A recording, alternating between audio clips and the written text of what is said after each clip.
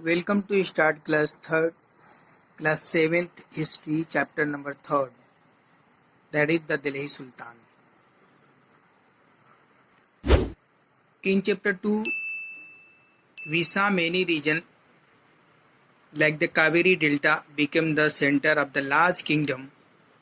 So many kingdom we have seen in the last chapter, but Delhi was not mentioned in those capital as a kingdom. Why? Because Delhi was not capital of those areas at that time.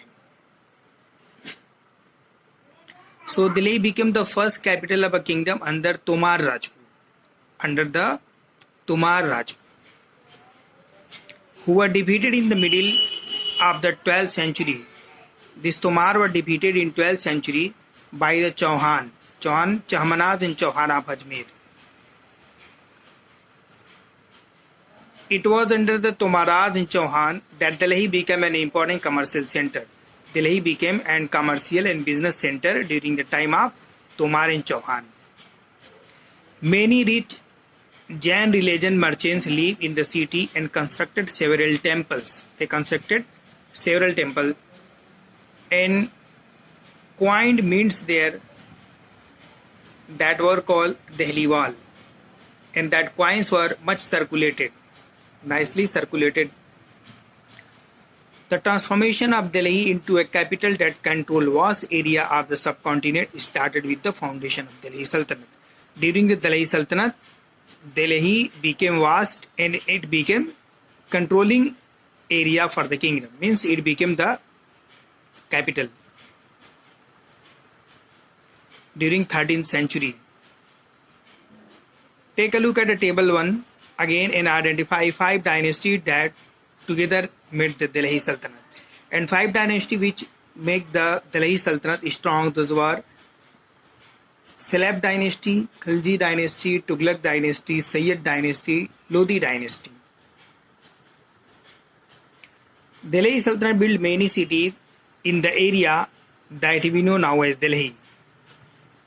Delhi Sultan make many cities around Delhi, around the city which is known as nowadays Delhi. Like Delhi Kohna, Siri and Jahanpana. These all are the city name. And now these are the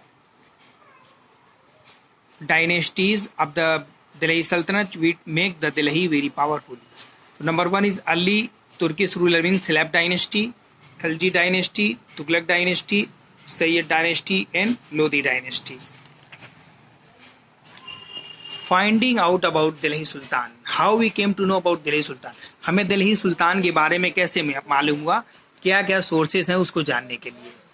तो inscription, coin and architecture. Architecture means designing building. On the building some many designs are made. So that designing. And inscription means written material on the buildings and poles etc. So these things, inscription, coin and architecture, these provide a lot of information about Delhi Sultan. Especially the thing which help us to know about the history Sultan, about the Delhi Sultan are histories. Histories mean Tariq. History is English, Tariq is Persian.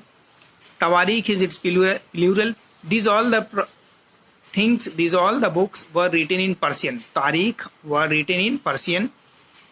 Language of administration under Delhi Sultan, and it was administrative language during the time of Delhi Sultanate, that was Persian.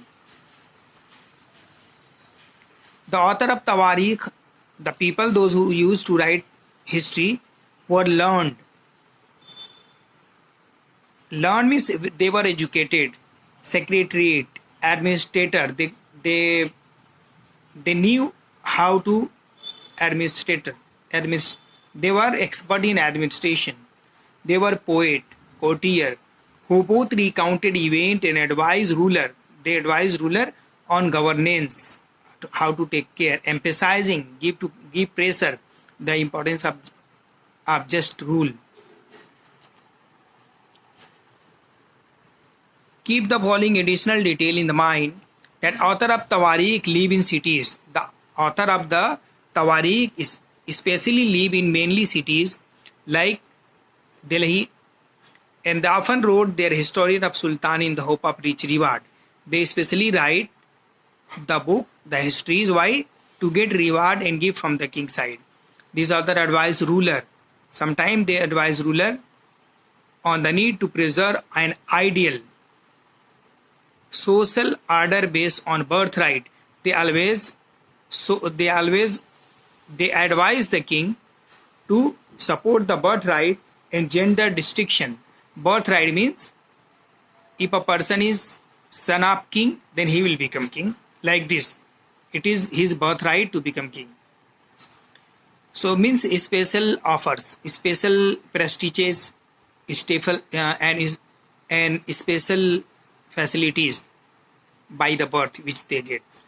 So this birthright and gender restriction they support to the king to follow.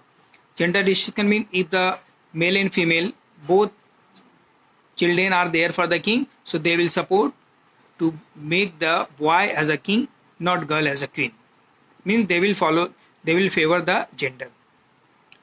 And this was the reason and due to this reason, Razia Sultana, which was a girl, she faced a lot of problem. So Razia Sultana in 1236, Razia Sultana, that was daughter of Iltutmish. She was daughter of Iltutmish. She became a sultan in 1236. The chronicler of the age, Minhaji Siraj, recognized that she was more able and qualified than all her brothers. Iltutmish has some sons and one girl. According to Minhajus Siraj book, it is written that Razia Sultana was qualified and more talented than all the brothers. But he was not comfortable at having a queen as ruler. But the Turk were not comfortable, or they were not feeling good that a lady will become their ruler, their head. Nor were the nobles happy at her attempt to rule independently. And even the ministers were also not happy that a lady will rule them. That's why she was removed the throne in 1240. She was killed, and her husband Jalaluddin Yaqut, he was also killed in the same due to same partiality. And now next is